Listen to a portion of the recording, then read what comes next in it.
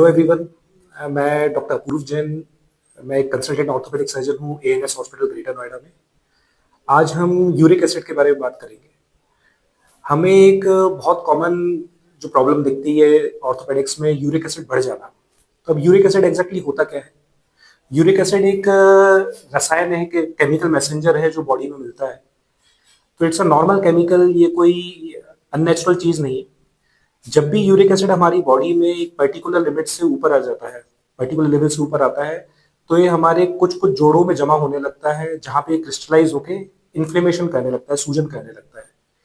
अगर uric acid हमारा बहुत दिनों तक बॉडी में ज्यादा लेवल पे रहे और इन्फ्लेमेशन ज्यादा देर तक रहे, तो वो एक परमानेंट आर्थराइटिस या आर्थराइटिस की संभावना को बढ़ा देता है। तो हमारा मेन लक्ष्य रहना चाहिए, मेन एम रहना चाहिए कि हम यूरिक एसिड को एक नॉर्मल लेवल पे रखें। अब यूरिक एसिड बॉडी में किस किस कारण से बढ़ता है?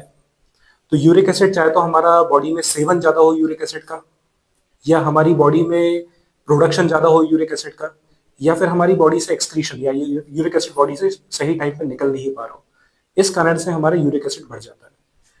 जब यूरिक एसिड बढ़ने के लक्षण क्या होते हैं? यूरिक एसिड यूजुअली ऐसे जॉइंट्स में प्रेसिपिटेट होता है, ऐसे जॉइंट में क्रिस्टलाइज होता है जो जॉइंट शरीर के टेम्परेचर से थोड़े ठंडे रहते हैं। तो यूरिक एसिड की दिक्कत यूजुअली देखने को हमारे ऐसे जोड़ों में मिलती है जो हमारे हार्ट से ज्यादा दूर होते हैं, जैसे हमारे पंजों के जॉइंट्स में, पैर के अंगूठे में, एड़ियों में, या फिर घुटने में दर्द रहना, सूजन रहना। खासतौर से जब बदलता सीजन होता है, गर्मियों से सर्दियां या सर्दियों से गर्मियां, उस समय में यूरिक एसिड की प्रॉब्लम ज्यादा देखने को मिलती है। अब किन किन खाद्य पदार्थों से, किन किन फूड पार्टिकल से हमारा एक तरह से यूरिक एसिड बढ़ता है? तो सबसे कॉमन है चना। तो एनी फॉर्म ऑफ लेग्यूम्स, जो भी स्प्राउट्स होते हैं जिसमें अंकुर निकलता है, चना, बेसन, राजमा, छोले, खाने में टमाटर, cauliflower, spinach, basically any form of alcohol intake, specially beer, any form of red meat, sea foods, इन सब चीजों से हमारे बॉडी में यूरिक एसिड बढ़ता है। और वेजिटेबल्स में फूल गोभी, मशरूम, पालक, इन सब चीजों से हमारी बॉडी में यूरिक एसिड बढ़ता है। तो जब भी हमें लग रहा है कि हमारे जोड़ों में दर्द है या सूजन आ रही है, सबसे पहले हम नेचुरली ट्राई कर सकते हैं इन सब चीजों का सेवन कम रखें।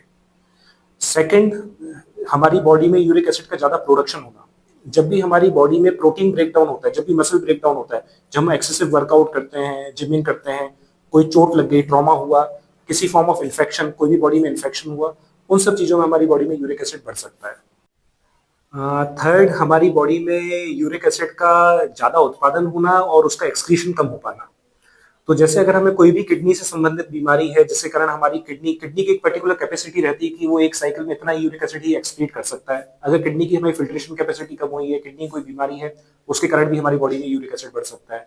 कुछ दवाइयां होती है जैसे इकोस्प्रिन ब्लड थिनर, जिसके कारण हमारी बॉडी में यूरिक एसिड बढ़ सकता है। अगर हम ऐसा कोई ब्लड थिनर ले रहे हैं जिससे यूरिक एसिड बढ़ रहा है, हम अपने फिजिशियन से बात कर सकते हैं कि हम कोई दूसरे ब्लड थिनर पर चेंज कर रहे हैं। ये सब चीजें हम ध्यान रखेंगे तो उससे हमारी बॉडी में यूरिक एसिड की मात्रा ठीक रहेगी। हमें आर्थराइटिस के लक्षण, जॉइंट्स पेन होना, ये सब कंट्रोल रहेगा। हमारी बॉडी में इन्फ्लेमेशन कम रहेगा।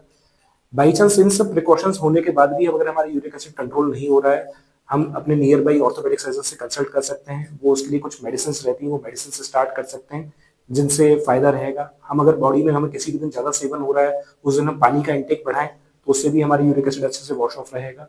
ये सब चीजें हम कंट्रोल रखेंगे तो हमारी यूरिक एसिड नॉर्मल मात्रा में रहेगा। Thank you.